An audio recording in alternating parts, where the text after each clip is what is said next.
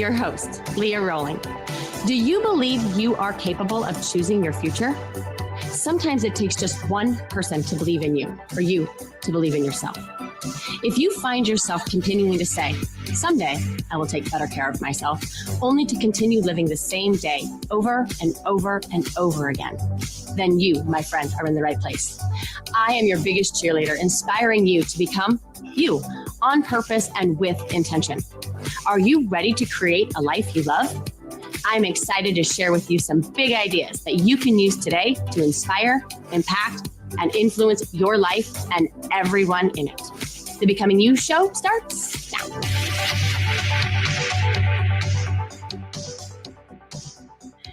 Happy Friday, friends. How are you?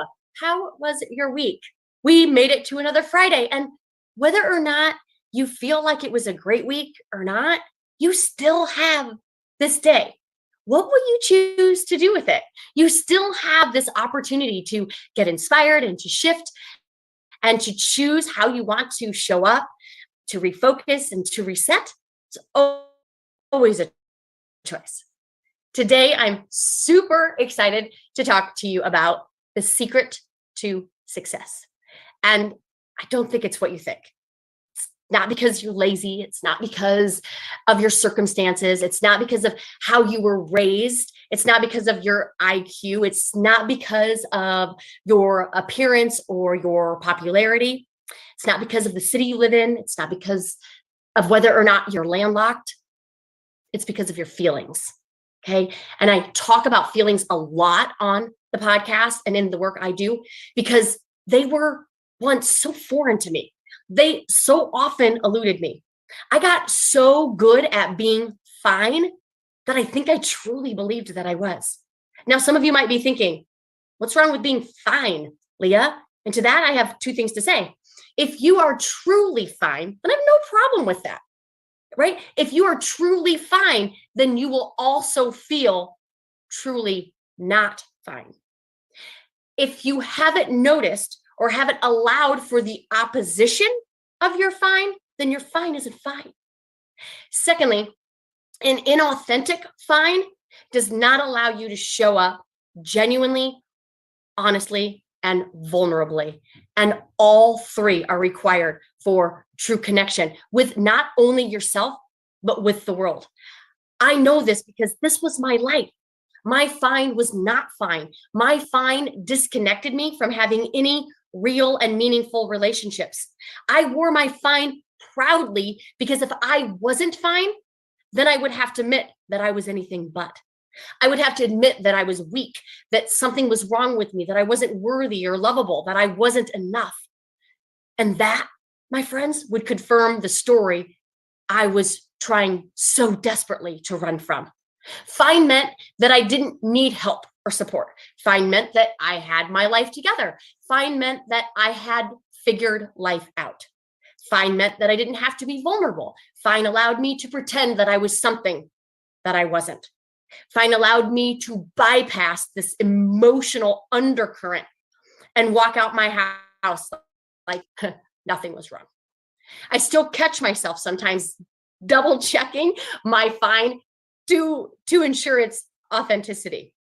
So I want you to ask yourself, what are you feeling? And if you're feeling great, good, outstanding. But if you're not feeling so good, what is that about? What is the feeling? Can you name it? Is it worry? Is it frustration? Is it depressed? Is it guilt? Is it resentment? Is it bored? Friends, feelings are not soft and fluffy. Feelings are also not a gender thing. Right? They are a human thing. They are everything. Feelings are the currency for us to live the biggest life ever. And I'm going to try to sell you on that today in this podcast because I wish I would have known that avoiding my feelings and fining them away for decades was costly. It prevented me from having true and real relationships. I would have had to feel vulnerable for that. It prevented me from going after my dreams. I would have had to feel disappointed. It prevented me from knowing who I was. I would have had to feel frustrated. It prevented me from sitting still. If I was moving, I wasn't feeling. It prevented me from setting boundaries and being honest. Hard to be honest when I'm people pleasing and pretending that I want to do something that I don't. That might mean that people might not like me and that I would have to feel rejected and abandoned. It stole my integrity. It prohibited my alignment, and it deterred my growth. I would say that's pretty costly. I truly believe that if you can master the two things that I'm going to share with you today, you will create more goodness, more love, more abundance, more success, and become a different version of you and more powerful than you ever thought possible. So first thing, we have to understand what is true and not true about feelings. And second thing, we have to be willing and able to feel feelings. These are the two things that I'm promising you that if you master, you'll have all the goodness and you will reach and maximize the fullest potential of who it is that you are. So let's dive into the first one. Understanding what is true and not true about feelings. Here's what's true. Feelings are the fuel for everything we do. Feelings are the fuel for everything we don't do. They are the reason we are successful and the reason we're not successful. The secret to success is feelings. Think about it. Success is determined by how well we obey ourselves. Meaning, do we do what we say we're going to do? The reason we don't obey ourselves is because we don't want to feel. Every single excuse we make in this life is because of an emotion. Want to stop making excuses? Start feeling. Everything we do or don't do is either to feel a certain way or to not feel a certain way. If I live my life avoiding hard, avoiding bored, avoiding disappointment, avoiding tired, avoiding failure, avoiding true connection, my life will no doubt suck. What else is true is emotions are created it. So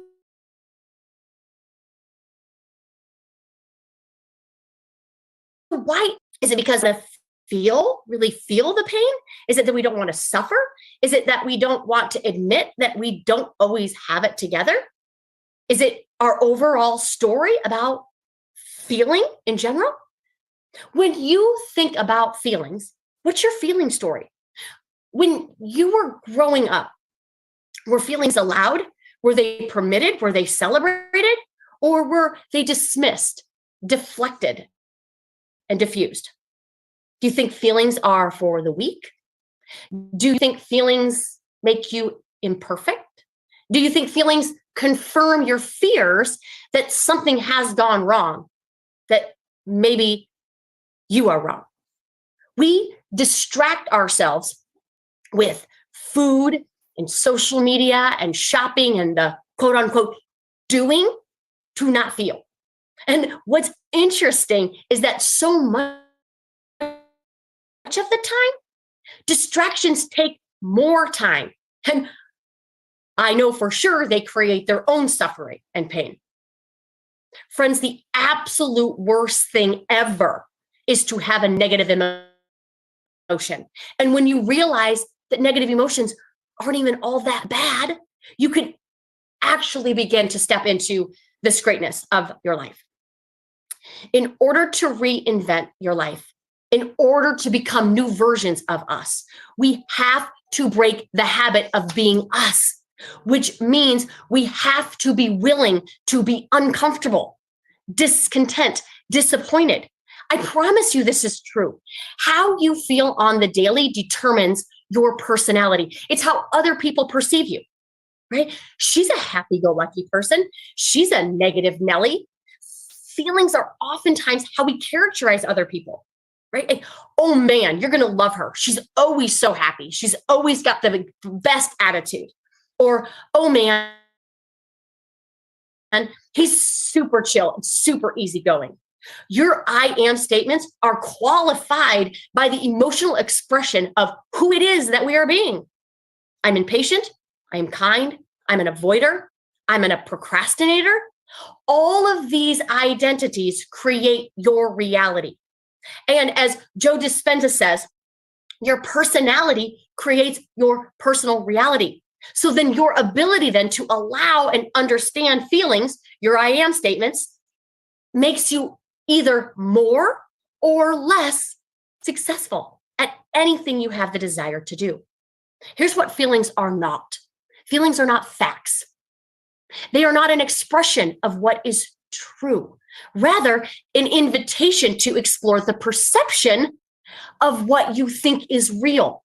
Feelings are not dictators, meaning they are not for you to use or deflect on someone else. Rather, an indicator that there is something for you to explore, heal from, and grow. I didn't realize that my shame was for me to explore and heal. And so instead, I blamed everyone else, right, on how they were not enough for me, on how they didn't support me, on how they didn't care about me. When I healed my shame, it was me that was not enough for me. It was me that didn't support me. And it was me that didn't care about me. Feelings are also in the present. There are no such thing as past and future feelings. There's not. There's just feelings in the now moment created by sentences in our brain. Okay? So that's feeling. The second thing I want you to master is actually how to feel feelings. When I say we want to give meaning to our situations, right? So that we can find something, not only that we believe, but that allows us to feel better. It doesn't mean that to feel happy all the time, right? There are things in your life that you're not going to want to feel happy about. But most times we can identify a better emotion, one that makes us move through an experience better versus stuck in an experience bitter. I also want you to feel in control of your feelings, not so fearful of them, and able and willing to feel them. And I think one of the best ways to control your feelings is to realize that you are a feeling being, that you're supposed to feel feelings, that nothing is wrong with you when you do. It doesn't make you weak or pathetic or incapable. It makes you human. You take control of them by owning the responsibility for them, not projecting them onto other people, and feeling them, knowing that they are just vibrations in the body created by your thoughts. My hope is that in knowing this, that if we are the creators of them, they also become less scary. It is part of our physiology, part of our humanness. And when you know that this is not only part of your humanness, that it's actually required to live the most amazing life possible. I want to share with you why. First, when you don't understand that we are supposed to feel, we double down on the feeling. We worry that we're worried. We get mad that we're mad. We get frustrated that we are frustrated. And instead of just feeling that feeling, we judge it. We put an immense amount of shame around it. And when we judge it, that emotion escalates. Let me give you an example. When you are overwhelmed, we create anxiety for ourselves. Did you know that you could just do a little overwhelm? You could. But when we judge it and when we get mad at it, we create a hefty dose of anxiety for ourselves. Do you see how we're compounding it with this? Second, when we resist it and we don't want to feel it, we limit the possibility of our life. Let me give you another example. If I'm scared of being disappointed, I risk the opportunity to be fulfilled. We have to take risks sometimes to pursue our goals and our dreams and our desires. And if we have a zero disappointment tolerance, our destiny will be defined by the randomness of our comfortability. Think about what you haven't done, the dreams that you haven't put into motion for fear of disappointment. Guys, we could do a little disappointment, right? If that's the worst thing that we have to feel, we can all feel it. If we fear rejection, we miss out on genuine connection. True connections require vulnerability. It requires us to stop pretending. It requires us to stop people pleasing and start being real. If we never let our true selves be known, if we keep our guard or our wall up, this was my fine fence. When we do that so that no one can truly reject us because they don't even genuinely know us. And yes, that might mean that people don't like you, but consider they didn't like you anyway. They liked a pretend version of you. I would much rather be me and have the people like me for me than not be me and have people like a pretend version of me. I'm not for everyone. And when I try to live for everyone, I actually end up living for no one. Here's another one. When we fear failure and make it mean all sorts of heavy things, we miss out on success. When we are not willing to be uncomfortable, we lose out on integrity and authenticity.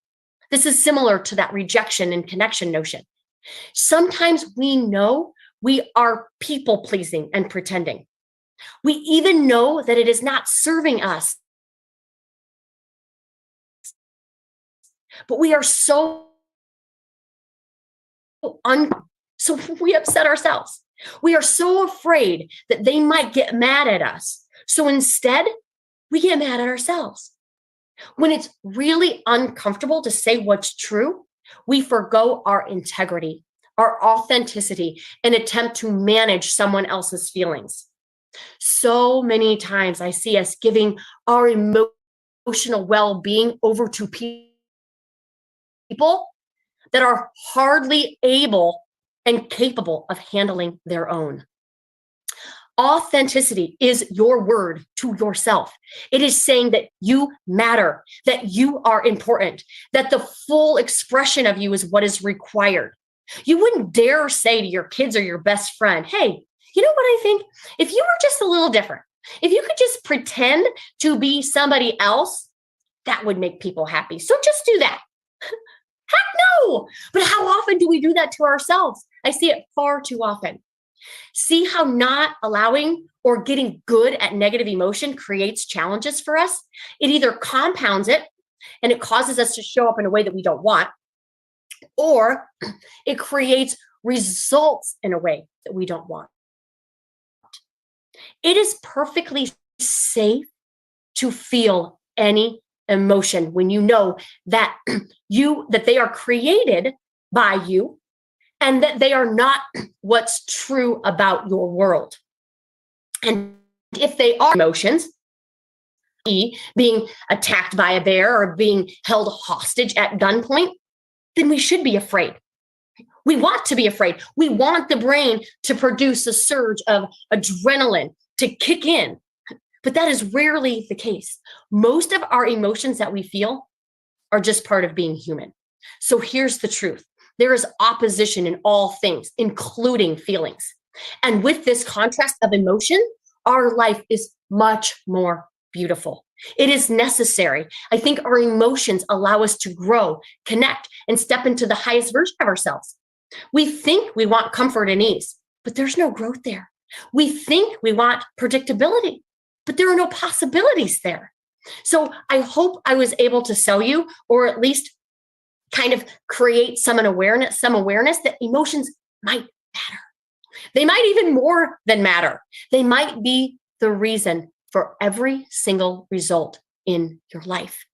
So if this is true, then what are the emotions that you operate from on the daily? What is your normal? Our bodies fight to rebalance and get to homeostasis, i.e. normal. So it's really important to know what it is. Have you ever gone on vacation or had some other really amazing experience, an experience that was incredibly exciting. And did you notice that when you came back home, you found yourself a little down, a little sad? That is because your body, your physiology needs to get you back to baseline. When you were on vacation, you were way up here. If this is your normal, your physiology brings you all the way back down here to normalize you here at homeostasis. So if you were to choose the emotions that make up your normal, what would they be? Maybe confident, maybe grateful, maybe committed, maybe curious, maybe compassionate, content, joyful. What would it be? You get to choose. Did you know that you could just generate whatever emotions that you wanted? I want to challenge you to look at your normal. What emotions are you operating from? Some of us operate from a couple of positives, a couple of negative ones. What are the negative ones that you're operating from? I know before I started doing this work, I felt frustration every single day. And I've done so much work. And it's not to say that I don't feel it sometimes. I do, but it's not my normal. I knew frustration was not the emotion that I wanted to fuel my life.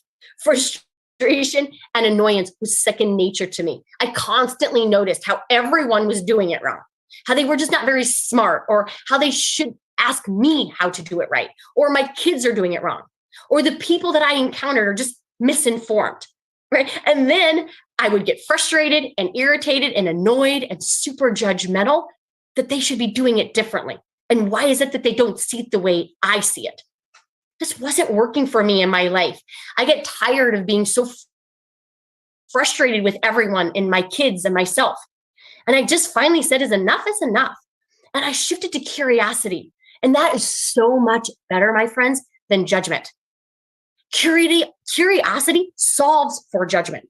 Curiosity gets me out of judging why she thinks that way to wondering why she does.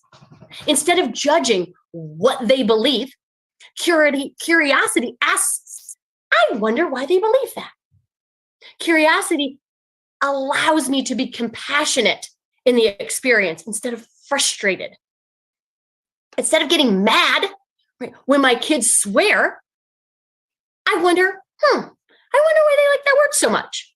Curiosity allows me to hold them accountable without getting angry. It looks like this. Why is it that you love to say fill in explicit word so much?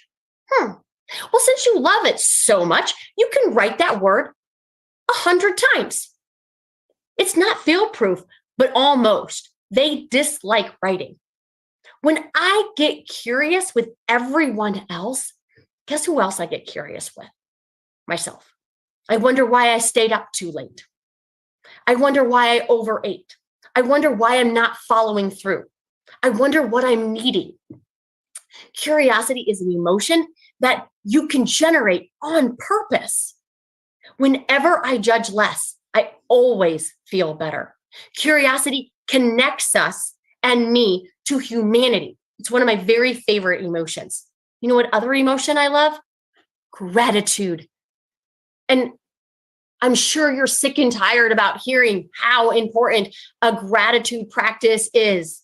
And I'm sorry, I'm going to tell you again, it's not just trendy or popular. It is the single most important researched practice to reorient and rewire your brain to hope. Your brain is already on the lookout for what's going wrong, looking for a problem to solve. Gratitude looks for what's right, what's good, and what we appreciate appreciates. There are several ways that you can practice gratitude. One, through journaling. I like to write 5 things that I'm grateful for every day in my planner. And if nothing comes, I just start with A and then run through the alphabet. It doesn't have to be huge things. It can be little things. A reoccurring gratitude for me are mechanical pencils. I love them and I'm so thankful for them because I always have a sharp pencil and that's really all I write with. I do have my fair share of highlighters and markers, but nothing beats, right, a good mechanical pencil. So that's what I'm grateful for. My other gratitude practice is really, really simple. I call it my 2-minute morning. And while I'm brushing my teeth, I have a little conversation with me. I ask myself how I am and how I want to be and how I'm thankful for why it's going to be a good day and maybe why it wasn't a good day. Gratitude feels normal for me, but it didn't always. It didn't until I started intentionally generating this emotion for myself. Another emotion that I love and that I chose on purpose was commitment. I wanted to make commitment part of my normal because it is such a useful emotion. Commitment is a no matter what emotion. It is a I am going to do what I say emotion. Commitment is a self-respect emotion. Commitment is I do what I say I'm going to do. And I don't say it if I'm not going to do it. I really try to treat myself like I do everyone else. I'm far from perfect at it, but I try. I wouldn't tell you that I'm going to meet you for coffee on Saturday and not show up. And yet we do that to ourselves all the time. I'm going to start working out on Monday, and then Monday comes and we change our mind. I'm going to start going to bed earlier. I'm going to cut out sugars. No more Diet Coke. Think about the success that you would have if you learn to obey yourself. Commitment is obeying yourself. It's honoring your word. Those are my favorite 3 emotions. Now, this doesn't mean that I don't experience negative emotion. Of course I do. This is just my homeostasis. This is where I live. So I want you to tell yourself the truth. What are the top 3 emotions that you operate from, and where and what do you want them to be? What if this month you worked on replacing a negative emotion? One with like compassion or commitment or curiosity or contentment.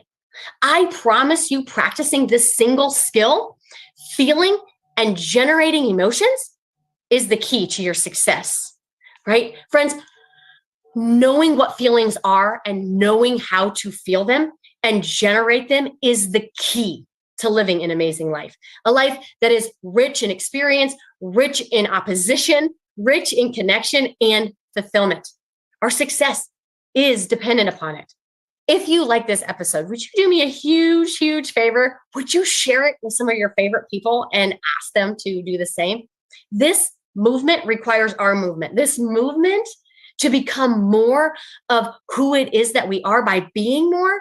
I truly believe that together, you and me, we can become more and inspire others to do the same. We can change the world one mindset at a time, starting with ourselves. If you want to take what you're learning on this podcast to the next level, I want you to check out our Becoming group. I would love to have you in there. You can check us out at www.leahroling.com/becoming. This community needs more people like you dedicated to their personal growth and their personal development. If you have questions with anything that you have learned here, want help with something going on in your life, you can also pop on a free coaching call. Just head over to my website, grab a spot, and I can't wait to visit with you about this. Thanks for being with me here. Have an amazing weekend, everyone, and I will see you next Friday at 11 Central. See you soon. You have been listening to the Becoming You show with me, your host, Leah Roling, where I share big ideas to inspire, impact, and influence your life. Tune in every Friday at 11 Central on transformationtalkradio.com for your morning cup of coffee, the hug you never want to end, and that inspirational message that you felt was written just for you. Each show is inspiring you to become you with purpose and intention. For more information or to connect with me, visit www.leahroling.com.